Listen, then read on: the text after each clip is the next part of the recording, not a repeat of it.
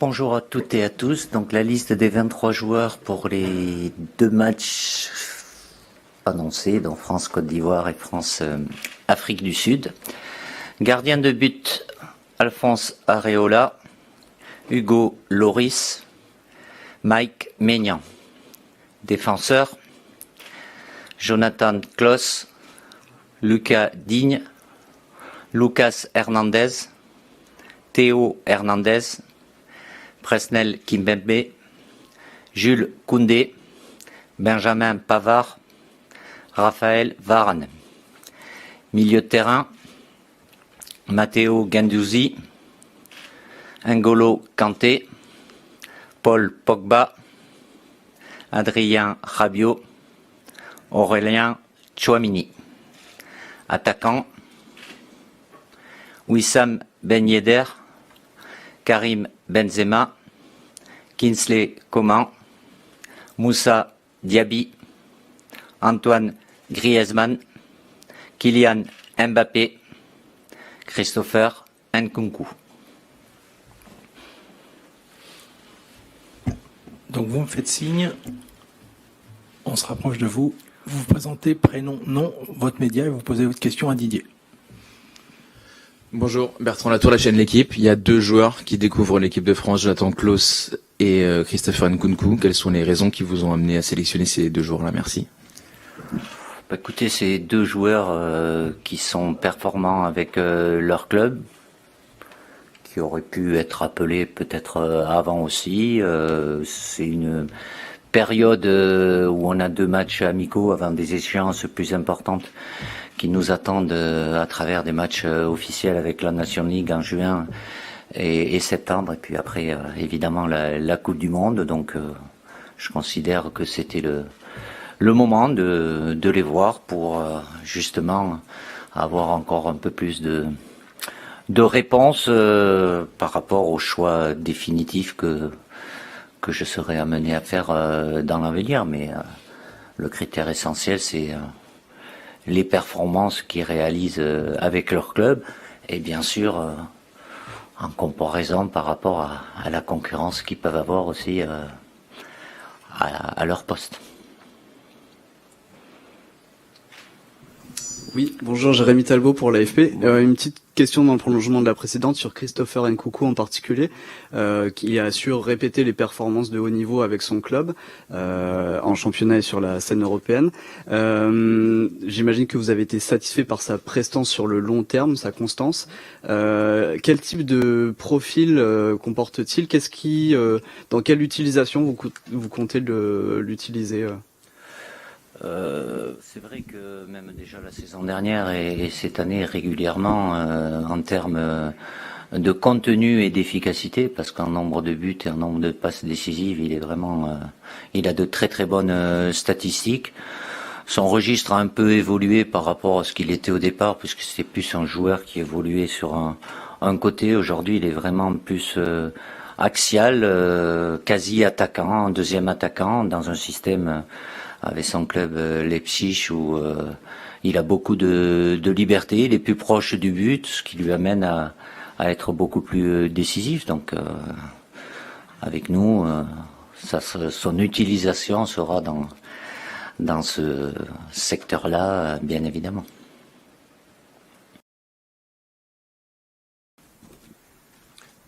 Bonjour, Alessandro Grandesso, Gazzetta dello Sport. Vous pensez que pour Giroud gagner les championnats italiens cette année, ça pourrait lui donner plus de chances de devenir l'équipe de France? J'allais dire Italie. Pas question de chance ou pas chance, ça se passe bien pour lui, il marque des buts importants, je suis content pour lui, tant mieux pour son club aussi. Est-ce que le Milan AC sera champion? C'est un peu difficile de me demander de par mon passé, mais bon, voilà. Après, j'ai des choix à faire. Je sais très bien ce qu'Olivier a été capable de faire avec nous. Il reste, comme il le sait, évidemment sélectionnable et à disposition de l'équipe de France, même si je ne l'ai pas appelé sur ce rassemblement. Bonjour Didier, François Verdonnet, l'équipe. Cette liste, c'est quand même une liste pour continuer à travailler votre système entrevu depuis la Ligue des Nations en 3-5-2 ou en 2-4-1-2 si on veut. Non. C'est le but de la manœuvre. C'est le but de la manœuvre. C'est dans cette optique-là, oui, de pouvoir, même si j'exclus pas de pouvoir ponctuellement changer, mais on n'a pas énormément de rendez-vous. Là, le dernier rendez-vous, c'était il y a 4 mois. Donc, il y a toujours des choses à peaufiner, à améliorer, donc qui amènent à des problématiques différentes selon la force de l'adversaire, le système de l'adversaire. On a été déjà confronté à ça au mois d'octobre et au mois de novembre. Donc oui, ça demande de la répétition déjà avant l'échéance importante en juin, même si juin servira aussi, bien évidemment, c'est des matchs officiels, mais à préparer la Coupe du Monde, puisqu'on n'aura que deux matchs en septembre, on n'aura rien en novembre, et très probablement pas de possibilité de faire de matchs amicaux avant la compétition. Bonjour, Didier, Hugo Delon du journal L'Équipe. Au poste de défenseur centraux, vous avez fait un choix fort avec l'absence de Kurt Zouma. Est-ce qu'on peut revenir précisément sur ce qui s'est passé? Quelle a été votre réaction? Vous l'avez déjà dit, mais je voudrais que revenir derrière. Je vais pas revenir. Choix fort, je sais pas. Je l'ai pas pris systématiquement. Il n'était pas là au mois d'octobre pour la Nation League. En novembre, il était là, mais Raphaël Varane était blessé. Donc voilà, c'est un choix sportif. C'est avant tout un choix sportif. Ce qui s'est passé a influé sur ce que vous avez décidé? Je ne fais que des choix sportifs, pour qui que ce soit. D'accord. Et à titre personnel, comment vous avez réagi à ce qui s'est passé? Donc, je l'ai dit, je ne vais pas me répéter. Vous avez eu ma réaction, je ne vais pas revenir là-dessus. J'ai dit ce que j'avais à dire et j'ai eu l'occasion d'échanger avec Kurt aussi pour en parler de vive voix, donc voilà, ça aurait pas dû se passer, ça s'est passé, mais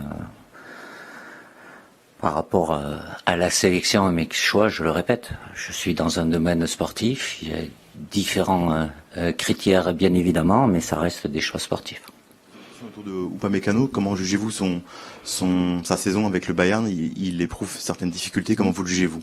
Merci. Oui, bien évidemment, il en avait eu un petit peu avec nous aussi, les exigences au Bayern par rapport à celles qu'il y avait à Leipzig sont plus importantes. Il n'est pas dans la meilleure période de sa carrière. Après, à lui, il a tout le potentiel, bien évidemment. Il y a une concurrence qui est importante.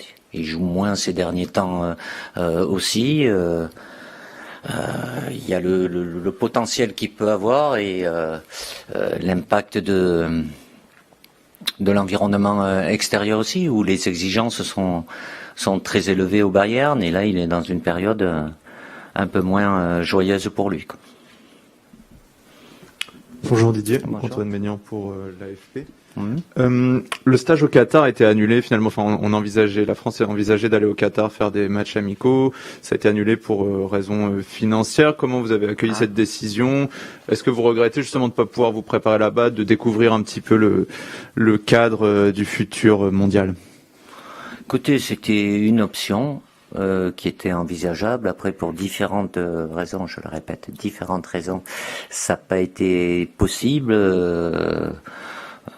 Après moi, je m'adapte. In fine, comme vous le savez, ça a été toujours le cas et c'est normal que ça soit comme ça.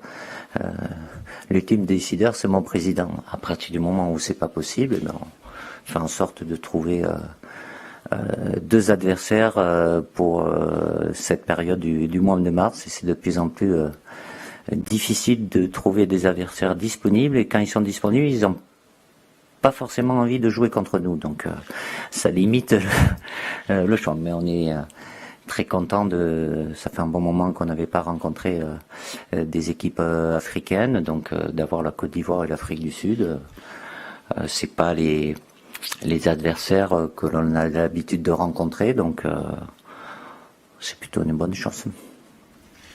Bonjour Didier, Nicolas Paillard d'Infosport Plus et de Canal+. En temps normal, quand il y a des compétitions internationales, la liste de mars, c'est quasiment souvent celle de la compétition. Ouais. Là, le fait que la compétition est en décembre, ça change quelque chose ou une grande partie des joueurs retenus là seront au Qatar? Merci.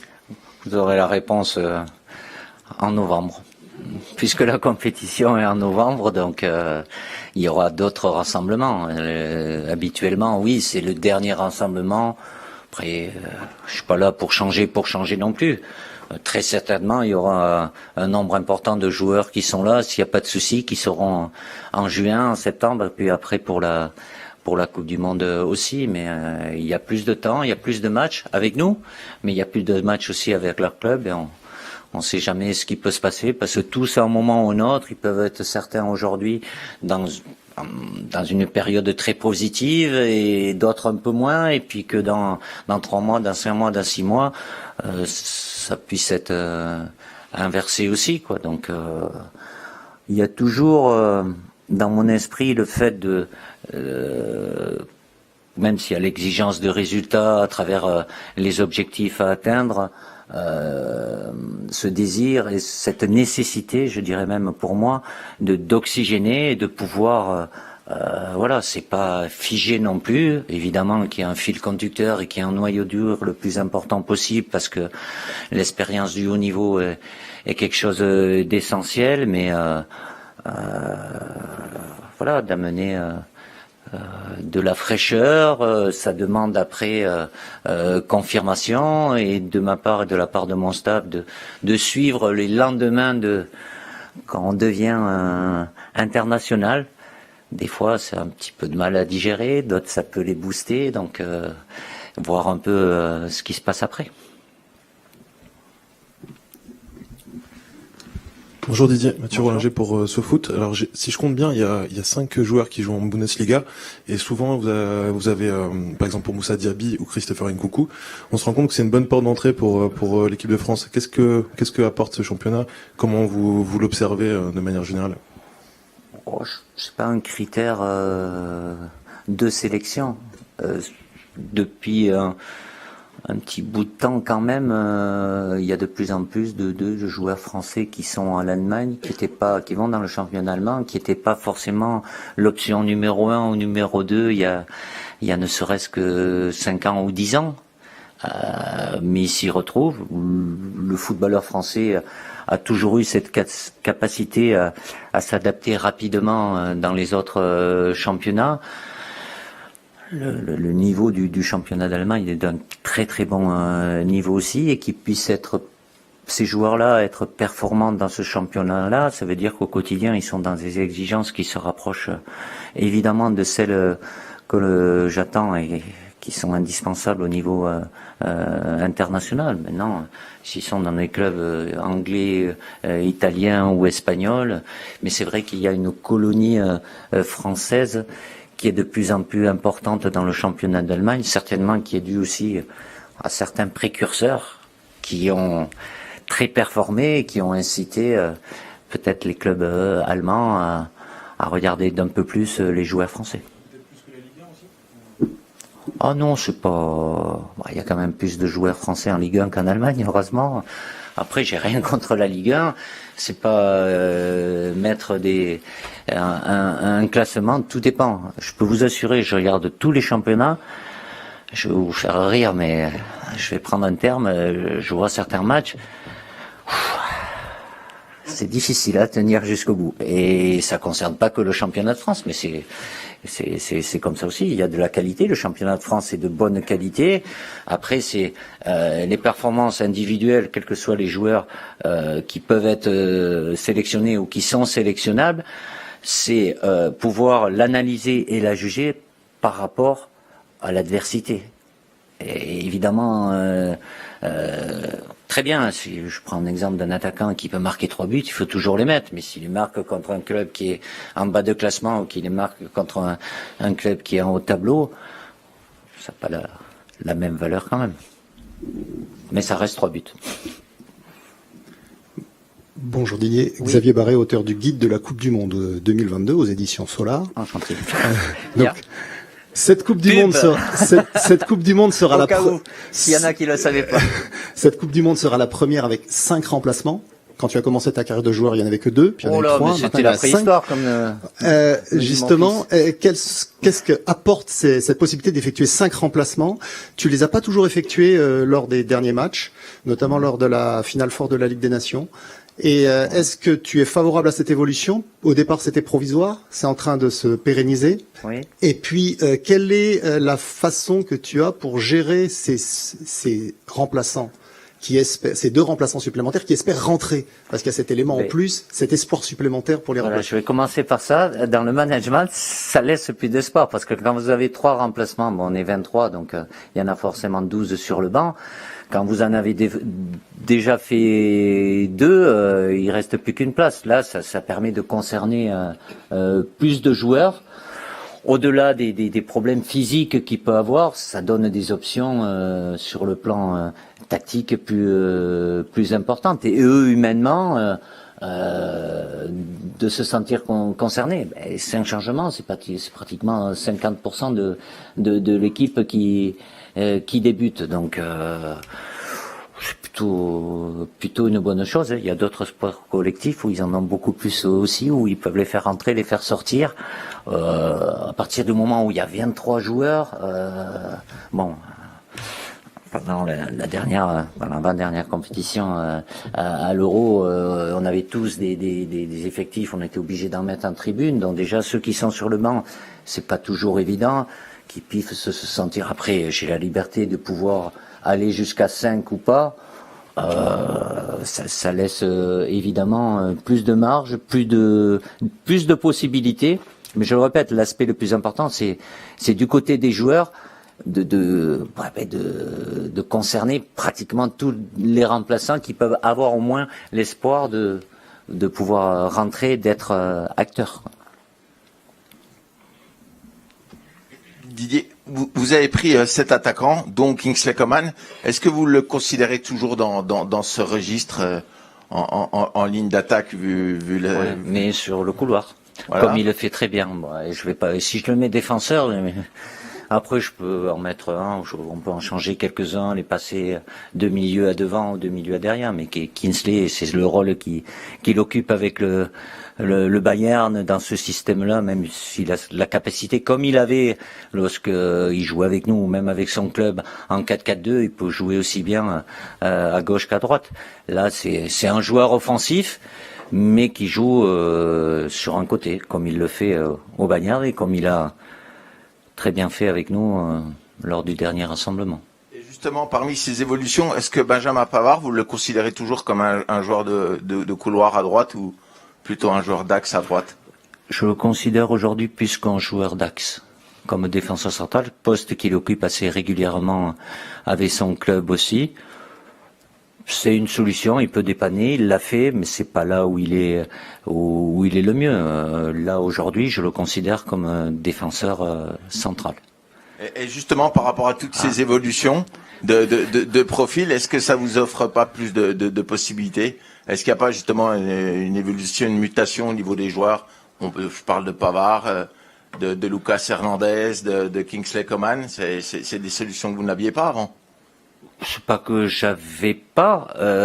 Quand Benjamin est venu avec nous, tu me parles de Lucas Hernandez, que j'ai utilisé au départ plus en arrière gauche dans une défense à 4, mais dans son club, il était utilisé aussi à gauche, mais il jouait, c'est un défenseur central. Après, ça arrive fréquemment que dans une défense à 4, un joueur axial peut être aussi bon, voire meilleur des fois sur le côté. Après, la spécificité dans un couloir, il y a des options défensives, avoir Kingsley Coman dans un rôle de piston et d'avoir prendre l'exemple comme il l'a déjà fait avec nous, Benjamin Pavard, c'est pas du tout le même profil, donc ça demande des ajustements aussi. Après, tout dépend de l'adversaire, ce qui nous propose aussi,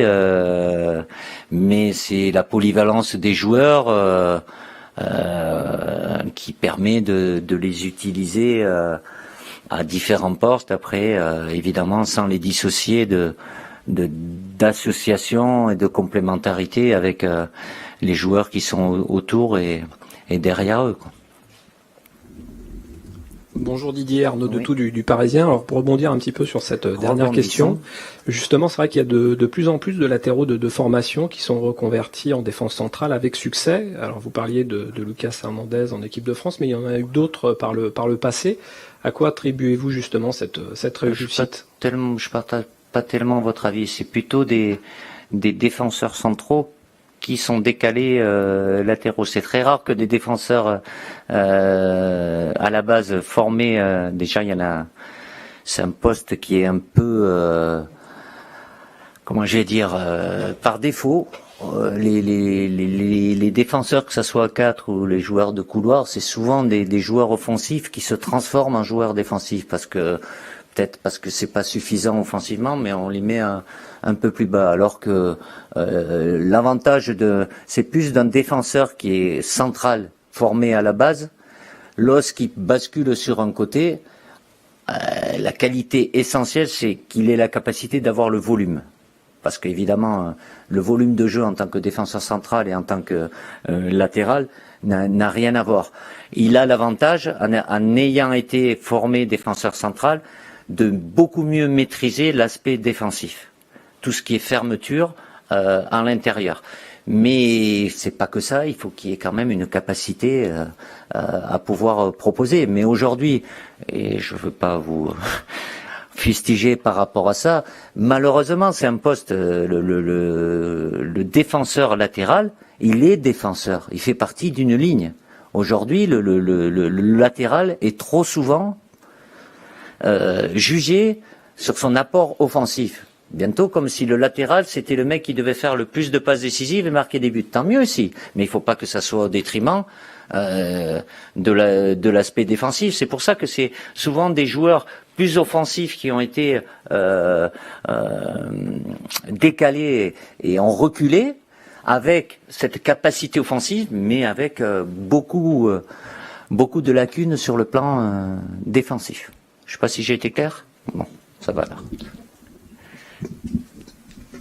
Didier, parmi les joueurs qui sont régulièrement venus en équipe de France et qui ne figurent pas sur cette liste-là, il y a Léo Dubois, il y a Ousmane Dembélé qui est très souvent là quand il enchaîne les matchs qu'il est en ce moment. Ouais. Il y a éventuellement aussi Nabil Fekir qui a une bonne saison avec le Betis. Est-ce qu'il y a des raisons particulières à leurs absences ? Non, il n'y a pas de raison. C'est toujours par rapport. Tous les cas ne sont pas similaires. Certains sont en reprise, ils ont besoin d'enchaîner aussi. Après, j'ai 23 cases, hein. Donc je sais très bien et ça changera pas. Et la preuve encore aujourd'hui. Vous avez parlé de les joueurs que je prends pas, mais c'est par rapport à qui j'ai pris aussi. Donc poste par poste, c'est de la concurrence. C'est pas figé. Je vais pas changer systématiquement d'un match à l'autre, sauf si j'estime qu'il y a vraiment une balance inversée. Mais quand je fais un choix, je fais en sorte d'accompagner pour aller le plus loin possible avec les joueurs. Si c'est pas suffisant et qu'il y a contre-performance et qu'à côté, ça me paraît évident mais ce qui est évident pour moi n'est peut-être pas évident systématiquement pour vous tous aussi, je le comprends.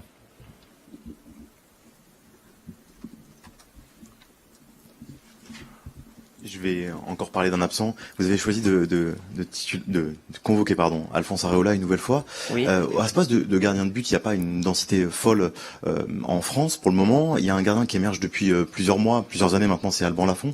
Qu'est-ce qui lui manque aujourd'hui pour être appelé avec vous ? Est-ce que vous considérez qu'il a beaucoup progressé, vous, sur les derniers mois, les dernières semaines ? Merci. Déjà, ça réduit ces dernières années, derniers mois, dernières semaines. C'est plus proche de la réalité. Alban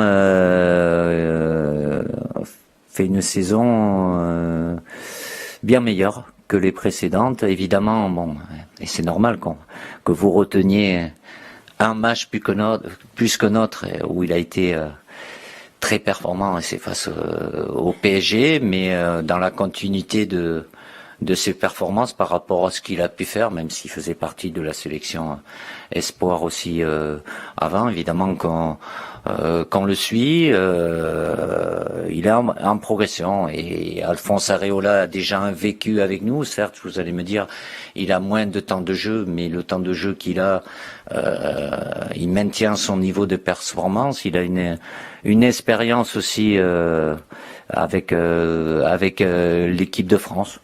C'est le choix aujourd'hui. Je ne vais pas me plaindre à ce poste-là, où à travers Hugo qui est là depuis un bon moment et Mike Maignan qui continue lui aussi à évoluer à un très très haut niveau, il y a du monde. Donc je vais rien vous cacher, ça fait partie des discussions qu'on peut avoir avec mon staff. Après, bon, aujourd'hui c'est ce choix-là parce que, je le répète, Alphonse connaît bien l'équipe de France et a déjà prouvé qu'il était à ce niveau-là, mais ce qui ne veut pas dire que Lafont ne peut pas y venir ou n'a pas la possibilité à lui de maintenir ce qu'il réalise avec le FC Nantes depuis le début de la saison.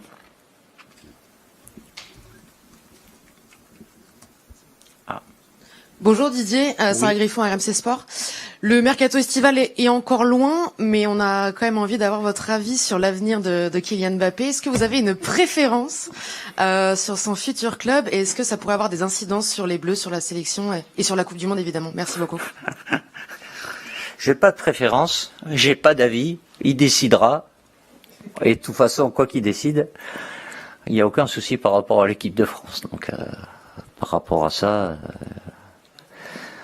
ça sera sa décision et la décision de sa famille par rapport à ce qui pourra être le mieux pour lui.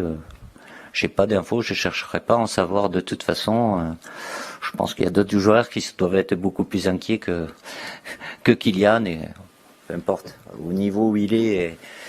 Il n'y a aucune raison que c'est la moindre incidence par rapport à l'équipe de France. Oui, Didier, Jérémy Talbot pour l'AFP. Oui. Vous n'avez pas pioché dans le réservoir des espoirs sur ce stage-là. Est-ce que c'était pour laisser à Sylvain Ripoll ses meilleurs joueurs, je pense notamment à Saliba, Kamavinga, Gouiri, ou est-ce que c'est parce que votre liste actuelle leur empêchait de monter à l'étage supérieur? Il y a un peu des deux. Ils sont pris dans la compétition et Sylvain en a besoin, mais aussi il y a la concurrence qui est importante au-dessus entre ceux qui sont appelés là et ceux que j'aurais pu appeler qui sont pas appelés. Donc évidemment, avec le staff, on a un œil attentif sur ce qui se passe avec la sélection espoir, en les voyant dans leur club aussi. Ça a toujours été un tremplin, évidemment, avec le relationnel important avec Sylvain Ripoll, où on échange de beaucoup de choses, et de les avoir vus avant, il a forcément des données, des informations importantes pour moi aussi. Donc ça a toujours été un tremplin. Après, c'est peut-être pas systématique, mais il y a quand même pas mal de jeunes aussi. Certes, ils sont plus espoirs aujourd'hui, mais ils étaient des espoirs hier. Oui, Didier, concernant Adrien Rabiot, en Italie, on a l'impression qu'il soit beaucoup plus épanoui en équipe de France et plus à l'aise avec vous qu'avec la Juventus. Quelle est, à votre avis, sa position idéale aussi, tactiquement parlant? Je peux pas juger de ce qu'il peut, ou comparer ce qu'il peut faire avec nous, parce que c'est pas les mêmes joueurs, c'est pas forcément les mêmes systèmes. Adrien fait partie de ces joueurs polyvalents qu'on peut utiliser à différents postes dans différents systèmes. Il a cette capacité de volume, sa justesse technique, il peut être intéressant évidemment dans la phase de finition où il est capable de marquer, faire marquer, mais tout dépend le poste où il est utilisé, où il était un peu en déficit, il a gommé ça, où il a beaucoup progressé, je ne vais pas dégommer, surtout beaucoup progressé à travers le fait d'aller à la Juventus de Turin, c'est dans l'impact défensif, où il était moins performant qu'il ne l'est aujourd'hui, sans pour autant perdre sa qualité technique. Après, c'est pas pour le défendre ni pour attaquer la Juve, et encore moins Allegri. Évidemment que lui, il a un poste plus préférentiel de pouvoir bouger, il s'adapte, il a cette capacité d'adaptation. C'est pas que pour lui, pour n'importe quel joueur. D'avoir des repères, c'est quand même mieux. Avec nous, j'ai eu à l'utiliser comme il a joué les derniers matchs, où il avait été très bon d'ailleurs, comme quatrième à gauche. Il est capable de jouer dans deux milieux aussi à plat. Milieu à 3, c'est certainement ce qui le convient le mieux, parce que ça lui laisse une liberté de pouvoir se projeter, parce qu'il a cette capacité-là. Donc c'est un milieu de terrain complet, mais qui on peut plus ou moins voir par rapport à la position qu'il occupe, ou plus ou moins décisif par rapport à la position qu'il occupe sur le terrain. Ben, il faudra lui demander, je ne sais pas si c'est le cas. Bon, il va pas le dire parce que autrement ça va être un peu compliqué. Ça n'a pas été toujours simple. C'est facile de dire ça. Il y a une période, c'était plus compliqué. Il a passé un cap. Lui aussi, je sais pas pour le défendre. Je pense qu'il a été par rapport au Covid qu'il a eu, il a mis parce qu'il a été touché, et les lendemains, et c'est valable pour pas mal de joueurs. Je vous l'ai déjà dit, j'ai eu l'occasion de le dire. Il faut pas croire qu'ils reviennent, ils sont disponibles et ça claque des doigts et ce sont les mêmes. L'organisme, il met du temps sur le plan athlétique et tout ça.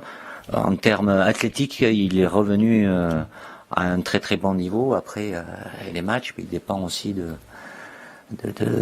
ses partenaires, et si l'équipe est plus ou moins performante, en général, les performances individuelles, elles sont un peu en conséquence moins bonnes. On va prendre les trois dernières questions. Donc Mathieu Rollinger de SoFoot, François Verdonnet de l'équipe, et on terminera avec Cyril de la Morinerie d'Europe 1. Nous sommes dans une époque où les joueurs de foot professionnels sont amenés à s'exprimer de plus en plus sur des sujets qui dépassent le cadre du football. Dernièrement, on a vu l'invasion en Ukraine, où les joueurs ont dû ou ont souhaité s'exprimer là-dessus. Concernant l'équipe de France, il y a peut-être un autre sujet qui va venir sur la table, c'est l'organisation du mondial au Qatar. Est-ce qu'il y aura des espaces ou un temps de discussion qui sera peut-être prévu en équipe de France avec les internationaux, ou du moins les cadres? Par rapport à qui, à quoi? Par rapport à l'organisation du mondial au Qatar, sur les conditions, par exemple, des travailleurs étrangers, ce genre de choses. Je sais qu'il y a peut-être des joueurs qui voudront s'exprimer et qui pourront peut-être le faire de manière collective au sein de l'équipe de France, alors, comme ça peut être le cas dans d'autres sélections, comme en Norvège ou ce genre de choses. Il n'y a pas, je suis pas en Norvège, je sais pas ce qui se passe, il n'y a pas de veto ou quoi que ce soit. Chacun et chaque joueur français international est libre de pouvoir s'exprimer. Vous n'êtes pas obligé d'attendre qu'il est en équipe de France, vous savez où il joue. Si vous avez un rendez-vous, vous voulez faire une interview, il veut vous parler de ça ou veut pas vous parler de ça, chacun est libre. Après, ce que je peux vous dire par rapport à ça, parce que c'est toujours des sujets sensibles, on est dans une sphère sportive, c'est pas les joueurs, moi, vous, qui avez décidé qu'on doit faire cette compétition-là plutôt que là. Il y a des décideurs qui ont décidé. Nous, on nous dit elle est là, elle est là. Après, libre en joueur, s'il dit moi j'y vais pas, voilà. Mais je reste peut-être un peu factuel, pragmatique, mais c'est la réalité, sans pour autant, je veux pas cacher ou ignorer les problèmes qu'il peut avoir, sans en avoir les tenants et les aboutissants sur les conditions qui peuvent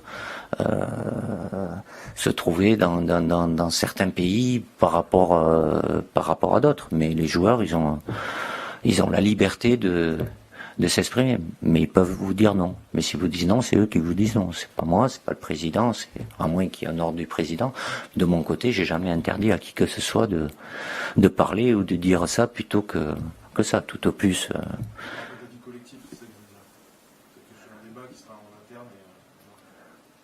je vois pas pourquoi il y aurait un débat. Chacun, je répète encore, et un de vos collègues qui l'a dit avant aussi, le sport il est souvent utilisé, instrumentalisé, dans le bien comme dans le mal, mais ça reste du sport. Il y a des domaines, il y a de la politique, même si par moments ça peut un peu. Moi, vous pouvez me parler je suis là, je suis équipe de France, je suis sélectionneur, je vais pas parler de politique. Après, si chacun est libre, il y en a qui peuvent le faire, mais le sport reste du sport. Évidemment, c'est pas ignorer la vie de tous les jours ou les conditions spécifiques qu'il peut avoir dans certains pays plutôt que d'autres. Mais la réalité, c'est quoi? Je vous le redis. Ceux qui ont dû décider ont décidé, comme vous savez où on était en 2018. Et voilà, vous y allez pas. S'il y en a un qui veut pas y aller, c'est pas pour autant que voilà. De là à avoir des débats. C'est pas dans un environnement sportif. Donc, certes, on a des discussions, mais on n'est pas dans ce domaine-là de débattre, quoi. Didier, tu viens de le dire, le sport reste le sport, mais bon, il y a un an, l'Ukraine jouait en France. Au mois de septembre, vous étiez à Kiev. C'est un pays qui représente beaucoup pour toi. On pense au barrage en 2013, de qualification pour 2014. Comment tu juges cette situation et également son impact, par exemple, prochainement sur le tirage de la Coupe du Monde? Parce que la Russie, bon, son président a pris position, l'Ukraine est aussi concernée, l'équipe de France Espoir était concernée ce mois-ci. Toi, ton regard de citoyen par rapport à ça? Je suis citoyen, mais je suis citoyen, mais là je suis sélectionneur de l'équipe de France, donc. Mais là, c'est indirectement un impact sur le sport. Ah ben oui, il y a les conséquences évidemment sur le sport et sur d'autres domaines professionnels. Ce que j'ai envie de vous dire en tant que citoyen, sélectionneur et ce que vous voulez, c'est un message de paix, qu'on puisse retrouver la paix le plus rapidement possible. Parce que la situation aujourd'hui, même si on est loin, mais on n'est pas loin non plus, voilà, que le sport soit impliqué, qu'il y en a qui puissent s'exprimer, c'est des sujets tellement sensibles, mais oui, la paix. Il va se passer quelque chose au niveau de l'équipe de France. Tu vas mobiliser les joueurs par rapport à la situation ukrainienne? Non, moi je vais pas. Je suis pas moi un mobilisateur. Il y aura certaines choses qui seront faites, mais c'est sous le cadre. Moi, je suis à l'équipe, c'est pas la mienne. Moi, je suis employé. C'est la fédération. Après, avec mon président, on a de très bonnes relations, on échange. S'il y a des choses qui sont décidées, qui peuvent aller, évidemment. Comme ça a été le cas lors de la dernière sélection où il y a eu une vente de maillots aux enchères, il y aura certaines choses qui seront faites dans ce sens-là, oui, avec la validation de notre président.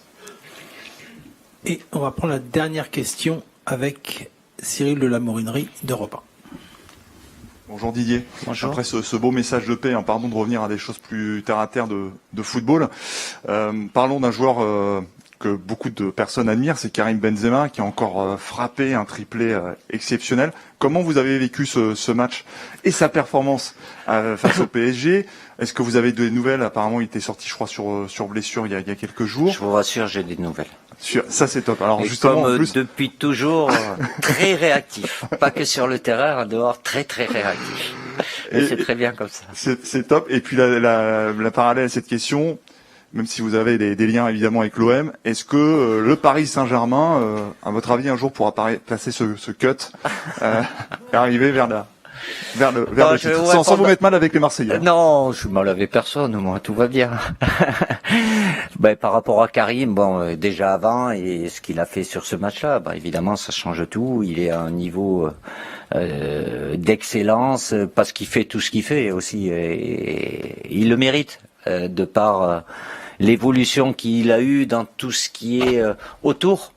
Préparatoire, parce qu'il avance en âge tout en restant, il fait partie des tout meilleurs, et les tout meilleurs sont décisifs dans les grands matchs. Ça a été le cas là, Kylian qui a marqué aussi, donc voilà, tant mieux, c'est une très très bonne chose. Il a un petit souci, ça devrait pas être grave, bien évidemment, mais bon, l'enchaînement des matchs aussi, avec leur calendrier, donc j'espère que tout se passera bien, même s'il y a toujours la possibilité, quand il sera avec nous, de pouvoir gérer un petit peu. L'autre question, c'est... Ah non, PSG, oula, je sais pas. Voilà, j'ai vu le match. Après, je vais pas me substituer à vous dans les commentaires, les explications, voilà, c'est évidemment regrettable pour les joueurs, pour le club, pour le football français aussi, parce que évidemment sur la scène internationale c'est quelque chose d'important, mais je me permettrai pas de rentrer dans des explications parce que je suis pas là au quotidien. Merci. Merci. On se retrouve lundi en début de l'après-midi, on fera une conf